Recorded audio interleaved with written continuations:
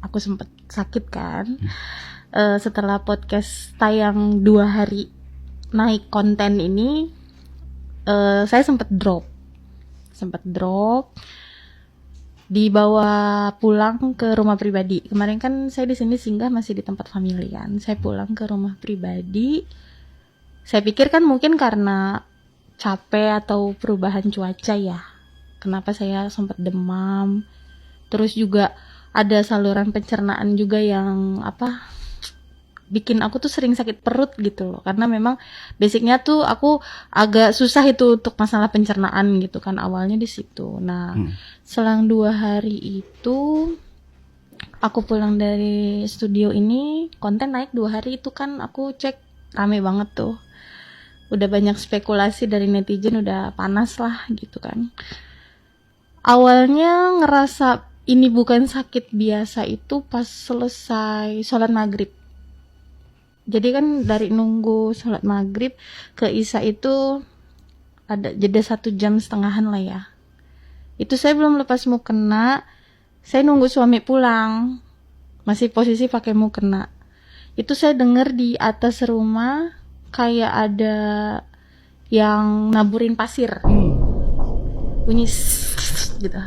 Ya kan, tahu kan kalau kayak bunyi gitu kan. Nah, udah gitu nggak lama, selang beberapa menit bunyi dak, boom, kenceng, kayak petasan.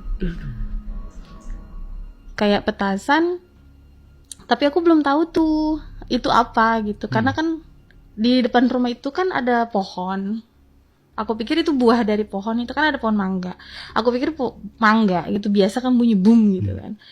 Tapi tetangga ada yang lihat, katanya ada cahaya di atas genteng rumah. Cuman tetangga ngomongnya setelah besoknya, setelah ketemu sama aku, kan manggilnya bunda, ngebahasain anak aku. Bun, itu semalam suamiku lihat, katanya pas pulang dari masjid ada kayak kebakar di atas rumah. Cuman suami nggak nanya lagi, karena dia pikir aku nggak ada apa-apa gitu di rumah, makanya nggak ditanya apa-apa gitu.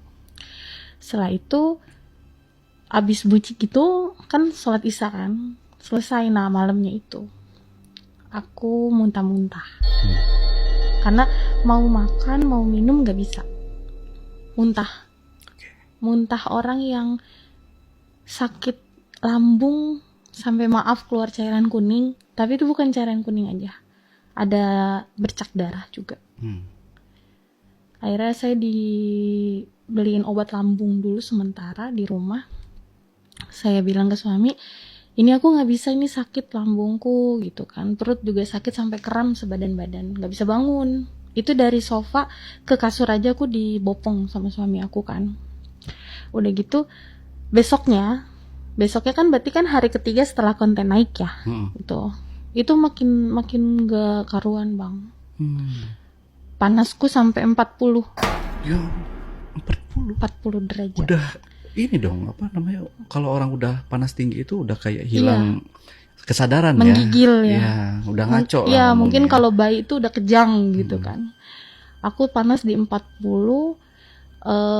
Kan ada beberapa keluarga yang tahu memang saya speak up. Keluarga dekat ya, saya speak up. Mereka langsung berasumsi takutnya yang di sana kirim gitu. Saya pikiran itu tuh sejauh-jauh banget, saya nggak kepikiran ke situ gitu loh. Setelah saya speak up kan saya pikir udah selesai gitu kan. Udah plong nih rasa hati saya yang saya punya unek-unek udah saya keluarin gitu. Tapi keluarga berspekulasi takutnya kamu diserang, dikirim. Terus saya baru cerita ke orang tua, ke keluarga, ada kejadian malam itu yang ada yang naruhin pasir, ada benda bunyi kayak petasan di atas rumah. Udah fix, mereka udah dicarilah Pak Ustadz yang waktu itu pernah ngobatin saya. Iya, berusaha untuk biar reda dulu lah, karena di situ tuh aku kayak udah antara sadar nggak sadar gitu, karena demam ya, itu hawa demam gitu. Terus suami ngubungin tim jejak backpacker kan, karena memang aku 2 hari 3 hari itu udah nggak bisa pegang HP gitu, udah nggak kuat balas WhatsApp siapapun. Suami ngehubungin, dia bilang aku ada ngehubungin YouTube yang kemarin kamu speak up, katanya gitu kan. Akhirnya kan malam itu kan dibawa kan sama tim JB, terima kasih. Kalau saya telat dibawa ke rumah sakit saya nggak tahu. Dibawa ke sana, ada indikasi medis juga. Dokter bilang ada masalah di pencernaan aku, di usus aku, bilangnya gitu kan. Selama 3 hari dirawat di rumah sakit, memang aku diharuskan operasi. Karena ada dokter bilang itu ada penyumbatan di pencernaan aku kayak darah beku. Jadi mau makan apapun, minum apapun pasti muntah. Cuman yang saya bilang, dok saya tuh muntah darah, dokternya juga bingung. Bu, kalau orang sakit lambung itu nggak sampai muntah darah katanya. Dan muntah darahnya tuh nggak sedikit. Itu banyak. Sampai kena kasur di rumah, sampai spraynya dibuang, nggak dicuci, dibuang. Cuman kan balik lagi, kalau medis itu kan dia lebih mengutamakan yang mereka tahu gitu, gejalanya, logikanya. Ya. Akhirnya coba di ronsen ya katanya.